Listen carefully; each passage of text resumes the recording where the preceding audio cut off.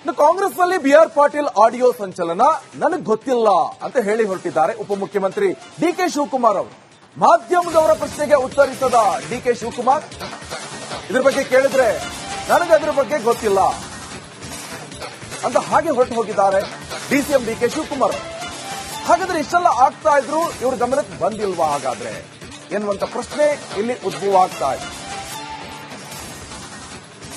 ನನಗೆ ಗೊತ್ತಿಲ್ಲಪ್ಪ, ನನಗೆ ಗೊತ್ತಿಲ್ಲಪ್ಪ,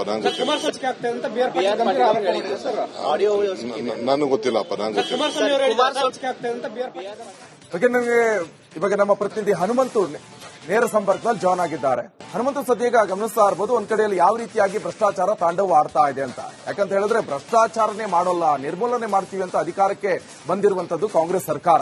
ಈಗ ಒಂದೊಂದೇ ಹಗರಣಗಳು ಬಯಲಿಗೆ ಬರ್ತಾ ಇದೆ. ಬಡವರಿಗೆ ಬಗ್ಗರಿಗಂತ ಇರುವಂತ ಈ ವಸತಿ ಅದು ನಿಗಮದಲ್ಲೂ ಕೂಡ ಈಗಾಗಲೇ ಇಲ್ಲಿ ಸಾಕಷ್ಟು ಚರ್ಚೆಗೆ ಗ್ರಾಸ ಆಗ್ತಾ ಇರುವಂತ ಇಲ್ಲಿ ಭ್ರಷ್ಟಾಚಾರ.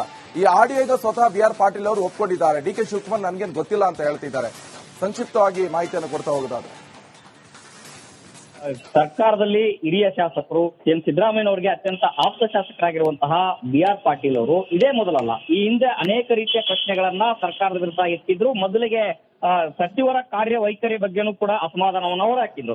ಇದೀಗ ವಸತಿ ಇಲಾಖೆಯಲ್ಲಿ ಆಗ್ತಾ ಇರುವಂತಹ ಬ್ರಹ್ಮಾಂಡ ಭ್ರಷ್ಟಾಚಾರ ಏನಿದೆ, ಆ ಭ್ರಷ್ಟಾಚಾರದ ಬಗ್ಗೆ ಅವರು ಪ್ರಶ್ನೆಯನ್ನು ಮಾಡಿರುವಂತದ್ದು. ಜೊತೆಗೆ ಏನು ವಸತಿ ಇಲಾಖೆ ಸಚಿವರಾದಂತಹ ಜಮೀರ್ ಅಹಮದ್ ಖಾನ್ ಅವರ ಆಪ್ತ ಕಾರ್ಯದರ್ಶಿ ಏನು ಸರ್ಫರಾಜ್ ಖಾನ್ ಏನಿದ್ದಾರೆ, ಅವ್ರ ಜೊತೆ ಮಾತನಾಡುವಂತ ಸಂದರ್ಭದಲ್ಲಿ ಒಂದಷ್ಟು ಆರೋಪಗಳನ್ನ ಮಾಡಿದ್ರು. ಈಗ ಆಡಿಯೋ ವೈರಲ್ ಆಗಿದೆ. ಅಂತಿಮವಾಗಿ ಅವರನ್ನ ಸಂಪರ್ಕ ಮಾಡುವಂತ ಪ್ರಯತ್ನಗಳನ್ನ ನಾವು ಮಾಡ್ತಾ ಇದ್ದೀವಿ. ಅವರೇ ಒಪ್ಕೊಂಡ ಹಾಗೆ ಆಡಿಯೋ ನನ್ನದೇ, ಆದ್ರೆ ನಾನು ಮಾಧ್ಯಮಗಳಿಗೆ ಯಾವುದೇ ರೀತಿ ಮಾತನಾಡಲ್ಲ, ಸಿದ್ದರಾಮಯ್ಯ ಅವರನ್ನ ಭೇಟಿ ಮಾಡಿ ಘಟನೆಯ ಬಗ್ಗೆ ವಿವರಣೆಯನ್ನ ಕೊಡ್ತೀನಿ ಅನ್ನುವಂತ ಮಾತುಗಳನ್ನ ಸ್ವತಃ ಬಿಆರ್ ಪಾಟೀಲ್ ಅವರೇ ಹೇಳ್ತಾ ಇರುವಂತದ್ದು. ಮತ್ತೊಂದ್ ಕಡೆಗೆ ಸರ್ಫರಾಜ್ ಖಾನ್ ಅವರು ಕೂಡ ಒಬ್ಬ ಹಿರಿಯ ಶಾಸಕರು ಮಾತನಾಡುವಂತ ಸಂದರ್ಭದಲ್ಲಿ ನಾನು ಮಾತನಾಡಿದ್ದೇನೆ, ಅದನ್ನೇ ಆಡಿಯೋ ರೆಕಾರ್ಡ್ ಮಾಡಿಕೊಂಡು ಬಿಡುವಂತ ಅವಶ್ಯಕತೆ ಇಲ್ಲ ಅನ್ನೋಂತ ಒಂದಷ್ಟು ಬೇಸರದ ಮಾತುಗಳನ್ನು ಕೂಡ ಆಡಿದ್ದಾರೆ. ಆ ಕಾರಣಕ್ಕಾಗಿನೇ ಅವರು ಸಚಿವರ ಗಮನಕ್ಕೂ ತೆಗೆದುಕೊಂಡು ಬಂದಿದ್ದಾರೆ, ಮತ್ತೆ ಸರ್ಕಾರದ ಮುಖ್ಯ ಕಾರ್ಯದರ್ಶಿ ಅವರ ಗಮನಕ್ಕೂ ತೆಗೆದುಕೊಂಡು ಮುಂದೆ ಇದನ್ನ ಯಾವ ರೀತಿ ಮಾಡಬೇಕು ಅನ್ನೋ ಒಂದಷ್ಟು ಪ್ರಯತ್ನಗಳನ್ನು ಮಾಡ್ತಾ ಇರುವಂತದ್ದು. ಒಂದೊಂದು ಸತ್ಯ, ಇಲ್ಲಿ ಸಚಿವರು ಮತ್ತು ಅಧಿಕಾರಿಯ ನಡುವೆ, ಶಾಸಕರು ಮತ್ತೆ ಅಧಿಕಾರಿಗಳ ನಡುವೆ ನಡೆದಂತಹ ಆಡಿಯೋ ಲೀಕ್ ಒಂದ್ ಕಡೆಗಾದ್ರೆ, ಮತ್ತೊಂದು ಕಡೆಗೆ ಸರ್ಕಾರದಲ್ಲಿ ಏನ್ ನಡೀತಾ ಇದೆ ಅನ್ನೋಂತ ಪದೇ ಪದೇ ಪ್ರಶ್ನೆಗಳೇನ್ ಹೇಳ್ತಾ ಇತ್ತು, ಭ್ರಷ್ಟಾಚಾರದ ಆರೋಪಗಳು ವಿಪಕ್ಷಗಳು ಏನ್ ಮಾಡ್ತಾ ಇತ್ತು, ಆ ವಿಪಕ್ಷಗಳ ಆರೋಪಕ್ಕೆ ಇದು ಈ ಆಡಿಯೋ ಕೈಗನ್ನಡಿ ಹಿಡಿದಂತೆ ಕಾಣಿಸ್ತಾ ಇರುವಂತದ್ದು. ಅದರಲ್ಲೂ ಕೂಡ ಪದೇ ಪದೇ ಈ ರೀತಿಯ ಸರ್ಕಾರದ ವೈಫಲ್ಯಗಳನ್ನ ಸ್ವಪಕ್ಷದ ಶಾಸಕರೇ ಹೇಳ್ತಾ ಇರುವಂತ ಹಿನ್ನೆಲೆಯಲ್ಲಿ ಸಹಜವಾಗಿ ಸರ್ಕಾರಕ್ಕೆ ಮುಜುಗರ ಉಂಟು ಮಾಡ್ಲಿಕ್ಕೆ ವಿಪಕ್ಷಗಳಿಗೂ ಬಹುದೊಡ್ಡ ಅಸ್ತ್ರ ಸಿಕ್ಕಂತೆ ಕಾಣಿಸ್ತಾ ಇದೆ. ಆದ್ರೆ ಒಟ್ಟಾರೆಯಾಗಿ ಈ ಬಗ್ಗೆ, ಈ ಘಟನೆಯ ಬಗ್ಗೆ ಸಿಎಂ ಸಿದ್ದರಾಮಯ್ಯ ಅವರು ಯಾವ ನಿಲುವನ್ನ ತೆಗೆದುಕೊಳ್ತಾರೆ ಅನ್ನೋಂಥದ್ದು ಕೂಡ ಸಾಕಷ್ಟು ಕುತೂಹಲಕಾರಿ ಪ್ರಶ್ನೆ. ಯಾಕೆಂತಂದು ಹೇಳಿದ್ರೆ ಹಿಂದೆ ಅನೇಕ ಬಾರಿ ಕೂಡ ಸಚಿವರ ಕಾರ್ಯವೈಖರಿ ವಿಚಾರಕ್ಕೆ ಪ್ರಸ್ತಾಪ ಮಾಡಿದಂತ ಸಂದರ್ಭದಲ್ಲಿ ಅವರನ್ನ ಬಿಆರ್ ಪಾಟೀಲ್ ಅವರನ್ನ ಕರೆದು ಮಾತುಕತೆಯನ್ನ ನಡೆಸುವಂತ ಈ ಘಟನೆಯ ಬಗ್ಗೆ ಸಿಎಂ ಸಿದ್ದರಾಮಯ್ಯ ಅವರು ಯಾವ ನಿಲುವನ್ನ ತೆಗೆದುಕೊಳ್ತಾರೆ ಅನ್ನೋಂಥದ್ದು ಕೂಡ ಸಾಕಷ್ಟು ಕುತೂಹಲಕಾರಿ ಪ್ರಶ್ನೆ. ಯಾಕೆಂತಂದು ಹೇಳಿದ್ರೆ ಹಿಂದೆ ಅನೇಕ ಬಾರಿ ಕೂಡ ಸಚಿವರ ಕಾರ್ಯವೈಖರಿ ವಿಚಾರಕ್ಕೆ ಪ್ರಸ್ತಾಪ ಮಾಡಿದಂತ ಸಂದರ್ಭದಲ್ಲಿ ಅವರನ್ನ ಬಿಆರ್ ಪಾಟೀಲ್ ಅವರನ್ನ ಕರೆದು ಮಾತುಕತೆಯನ್ನ ನಡೆಸುವಂತ ಪ್ರಯತ್ನಗಳನ್ನ ಮಾಡಿದ್ರು. ಇದೀಗ ಸ್ವತಃ ಆಡಿಯೋ ನನ್ನದೇ ಅಂತ ಒಪ್ಪಿಕೊಂಡಂತ ಸಂದರ್ಭದಲ್ಲಿ ಯಾಕೆ ಈ ಒಂದು ವಿಚಾರವನ್ನ ಮಾತನಾಡಿದ್ರು ಅನ್ನೋ ಒಂದಷ್ಟು ವಿವರಣೆ ಕೇಳುವಂತ ಸಾಧ್ಯತೆ ಇದೆ. ಒಟ್ಟಾರೆಯಾಗಿ ರಾಜ್ಯ ಕಾಂಗ್ರೆಸ್ ಸರ್ಕಾರದಲ್ಲಿ ಪ್ರತಿಯೊಂದು ಇಲಾಖೆಗಳಲ್ಲಿ ಬೇರೆ ಬೇರೆ ಏನು ಭ್ರಷ್ಟಾಚಾರ ಪರ್ಸೆಂಟೇಜಿನ ಆರೋಪಗಳನ್ನು ಕೇಳಿ ಬಂದಿತ್ತು. ಅದೇ ರೀತಿಯಾಗಿ ಇದೀಗ ವಸತಿ ಇಲಾಖೆಯಲ್ಲಿ ಆಗ್ತಾ ಇರುವಂತಹ ಬೆಳಗ್ಗೆ ಆ ಆಡಿಯೋದಲ್ಲಿ ಕೂಡ ನಾವೆಲ್ಲ ಕೇಳಿಸ್ಕೊಳ್ಬಹುದು.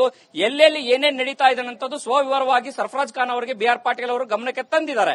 ಆದ್ರೆ ಅಂತಿಮವಾಗಿ ಆಡಳಿತಾತ್ಮಕವಾದಂತಹ ಕ್ರಮಗಳನ್ನ ಅವರು ತೆಗೆದುಕೊಳ್ತಾರೆ. ಆದ್ರೆ ರಾಜಕೀಯ ಸ್ವರೂಪವನ್ನು ಪಡೆದಿರುವಂತಹ ಹಿನ್ನೆಲೆಯಲ್ಲಿ ಸರ್ಕಾರಕ್ಕೆ ಬಹುದೊಡ್ಡ ಮುಜುಗರ ಎದುರಾಗಬಹುದು. ಓಕೆ, ಥ್ಯಾಂಕ್ ಯು ಹನುಮಂತು ನಿಮ್ಮೆಲ್ಲ ಡೀಟೇಲ್ಸ್ಗೆ. ನೋಡಿ, ಕಾಂಗ್ರೆಸ್ನಲ್ಲಿ ಬಿಆರ್ ಪಾಟೀಲ್ ಆಡಿಯೋ ಸಂಚಲನ ನನಗೆ ಗೊತ್ತಿಲ್ಲ ಅಂತ ಹೇಳಿ ಹೊರಟಿದ್ದಾರೆ ಉಪಮುಖ್ಯಮಂತ್ರಿ ಡಿಕೆ ಶಿವಕುಮಾರ್ ಅವರು. ಮಾಧ್ಯಮದವರ ಪ್ರಶ್ನೆಗೆ ಉತ್ತರಿಸದ ಡಿಕೆ ಶಿವಕುಮಾರ್ ಇದ್ರ ಬಗ್ಗೆ ಕೇಳಿದ್ರೆ ನನಗೆ ಅದ್ರ ಬಗ್ಗೆ ಗೊತ್ತಿಲ್ಲ ಅಂತ ಹಾಗೆ ಹೊರಟು ಹೋಗಿದ್ದಾರೆ ಡಿಸಿಎಂ ಡಿಕೆ ಶಿವಕುಮಾರ್ ಅವರು. ಹಾಗಾದ್ರೆ ಇಷ್ಟೆಲ್ಲ ಆಗ್ತಾ ಇದ್ರು ಇವ್ರ ಗಮನಕ್ಕೆ ಬಂದಿಲ್ವಾ ಹಾಗಾದ್ರೆ ಎನ್ನುವಂತ ಪ್ರಶ್ನೆ ಇಲ್ಲಿ ಉದ್ಭವ ಆಗ್ತಾ ಇದೆ. ನನಗೆ ಗೊತ್ತಿಲ್ಲಪ್ಪ, ನನಗೆ ಗೊತ್ತಿಲ್ಲಪ್ಪ, ನನಗೆ ಗೊತ್ತಿಲ್ಲಪ್ಪ. ನನಗೆ ಇವಾಗ ನಮ್ಮ ಪ್ರತಿನಿಧಿ ಹನುಮಂತು ನೇರ ಸಂಪರ್ಕದಲ್ಲಿ ಜಾಯ್ನ್ ಆಗಿದ್ದಾರೆ. ಹನುಮಂತು ಸದ್ಯಗ ಗಮನಿಸ್ತಾ ಇರಬಹುದು, ಒಂದ್ ಕಡೆಯಲ್ಲಿ ಯಾವ ರೀತಿಯಾಗಿ ಭ್ರಷ್ಟಾಚಾರ ತಾಂಡವ ಆಡ್ತಾ ಇದೆ ಅಂತ. ಯಾಕಂತ ಹೇಳಿದ್ರೆ ಭ್ರಷ್ಟಾಚಾರನೇ ಮಾಡೋಲ್ಲ, ನಿರ್ಮೂಲನೆ ಮಾಡ್ತೀವಿ ಅಂತ ಅಧಿಕಾರಕ್ಕೆ ಬಂದಿರುವಂತದ್ದು ಕಾಂಗ್ರೆಸ್ ಸರ್ಕಾರ. ಈಗ ಒಂದೊಂದೇ ಹಗರಣಗಳು ಬಯಲಿಗೆ ಬರ್ತಾ ಇದೆ. ಬಡವರಿಗೆ ಬಗ್ಗರಿಗಂತ ಇರುವಂತಹ ಈ ವಸತಿ ಅದ್ರ ನಿಗಮದಲ್ಲೂ ಕೂಡ ಈಗಾಗಲೇ ಇಲ್ಲಿ ಸಾಕಷ್ಟು ಚರ್ಚೆಗೆ ಗ್ರಾಸ ಆಗ್ತಾ ಇರುವಂತದ್ದು ಇಲ್ಲಿ ಭ್ರಷ್ಟಾಚಾರ. ಈ ಆಡಿಯೋ ಈಗ ಸ್ವತಃ ಬಿ.ಆರ್. ಪಾಟೀಲ್ ಅವರು ಒಪ್ಕೊಂಡಿದ್ದಾರೆ. ಡಿ.ಕೆ. ಶಿವಕುಮಾರ್ ನನ್ಗೇನು ಗೊತ್ತಿಲ್ಲ ಅಂತ ಹೇಳ್ತಿದ್ದಾರೆ. ಸಂಕ್ಷಿಪ್ತವಾಗಿ ಮಾಹಿತಿಯನ್ನು ಕೊಡ್ತಾ ಹೋಗೋದಾದ್ರೆ, ಸರ್ಕಾರದಲ್ಲಿ ಹಿರಿಯ ಶಾಸಕರು ಎಂ ಸಿದ್ದರಾಮಯ್ಯನವರಿಗೆ ಅತ್ಯಂತ ಆಪ್ತ ಶಾಸಕರಾಗಿರುವಂತಹ ಬಿ.ಆರ್. ಪಾಟೀಲ್ ಅವರು ಇದೇ ಮೊದಲಲ್ಲ, ಈ ಹಿಂದೆ ಅನೇಕ ರೀತಿಯ ಪ್ರಶ್ನೆಗಳನ್ನ ಸರ್ಕಾರದ ವಿರುದ್ಧ ಎತ್ತಿದ್ರು. ಮೊದಲಿಗೆ ಸಚಿವರ ಕಾರ್ಯವೈಖರಿ ಬಗ್ಗೆನೂ ಕೂಡ ಅಸಮಾಧಾನವನ್ನು ಅವರು ಹಾಕಿದ್ರು.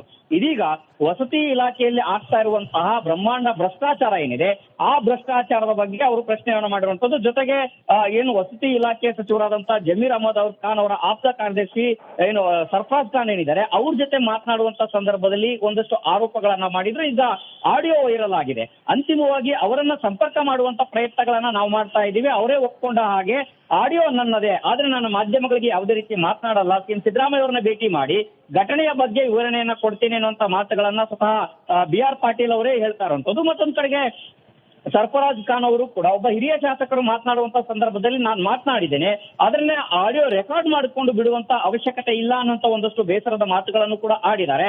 ಆ ಕಾರಣಕ್ಕಾಗಿನೇ ಅವರು ಸಚಿವರ ಗಮನಕ್ಕೂ ತೆಗೆದುಕೊಂಡು ಬಂದಿದ್ದಾರೆ, ಮತ್ತೆ ಸರ್ಕಾರದ ಮುಖ್ಯ ಕಾರ್ಯದರ್ಶಿ ಅವರ ಗಮನಕ್ಕೂ ತೆಗೆದುಕೊಂಡು ಮುಂದೆ ಇದನ್ನ ಯಾವ ರೀತಿ ಮಾಡಬೇಕು ಅನ್ನೋ ಒಂದಷ್ಟು ಪ್ರಯತ್ನಗಳನ್ನು ಮಾಡ್ತಾ ಇರುವಂತದ್ದು. ಒಂದೊಂದು ಸತ್ಯ, ಇಲ್ಲಿ ಸಚಿವರು ಮತ್ತು ಅಧಿಕಾರಿಯ ನಡುವೆ, ಶಾಸಕರು ಮತ್ತೆ ಅಧಿಕಾರಿಗಳ ನಡುವೆ ನಡೆದಂತಹ ಆಡಿಯೋ ಲೀಕ್ ಒಂದ್ ಕಡೆಗಾದ್ರೆ, ಮತ್ತೊಂದು ಕಡೆಗೆ ಸರ್ಕಾರದಲ್ಲಿ ಏನ್ ನಡೀತಾ ಇದೆ ಅನ್ನೋಂತ ಪದೇ ಪದೇ ಪ್ರಶ್ನೆಗಳೇನ್ ಹೇಳ್ತಾ ಇತ್ತು, ಭ್ರಷ್ಟಾಚಾರದ ಆರೋಪಗಳು ವಿಪಕ್ಷಗಳು ಏನ್ ಮಾಡ್ತಾ ಇತ್ತು, ಆ ವಿಪಕ್ಷಗಳ ಆರೋಪಕ್ಕೆ ಇದು ಈ ಆಡಿಯೋ ಕೈಗನ್ನಡಿ ಹಿಡಿದಂತೆ ಕಾಣಿಸ್ತಾ ಇರುವಂತದ್ದು. ಅದರಲ್ಲೂ ಕೂಡ ಪದೇ ಪದೇ ಈ ರೀತಿಯ ಸರ್ಕಾರದ ವೈಫಲ್ಯಗಳನ್ನ ಸ್ವಪಕ್ಷದ ಶಾಸಕರೇ ಹೇಳ್ತಾ ಇರುವಂತ ಹಿನ್ನೆಲೆಯಲ್ಲಿ ಸಹಜವಾಗಿ ಸರ್ಕಾರಕ್ಕೆ ಮುಜುಗರ ಉಂಟು ಮಾಡ್ಲಿಕ್ಕೆ ವಿಪಕ್ಷಗಳಿಗೂ ಬಹುದೊಡ್ಡ ಅಸ್ತ್ರ ಸಿಕ್ಕಂತೆ ಕಾಣಿಸ್ತಾ ಇದೆ. ಆದ್ರೆ ಒಟ್ಟಾರೆಯಾಗಿ ಈ ಬಗ್ಗೆ, ಈ ಘಟನೆಯ ಬಗ್ಗೆ ಸಿಎಂ ಸಿದ್ದರಾಮಯ್ಯ ಅವರು ಯಾವ ನಿಲುವನ್ನ ತೆಗೆದುಕೊಳ್ತಾರೆ ಅನ್ನೋದು ಕೂಡ ಸಾಕಷ್ಟು ಕುತೂಹಲಕಾರಿ ಪ್ರಶ್ನೆ.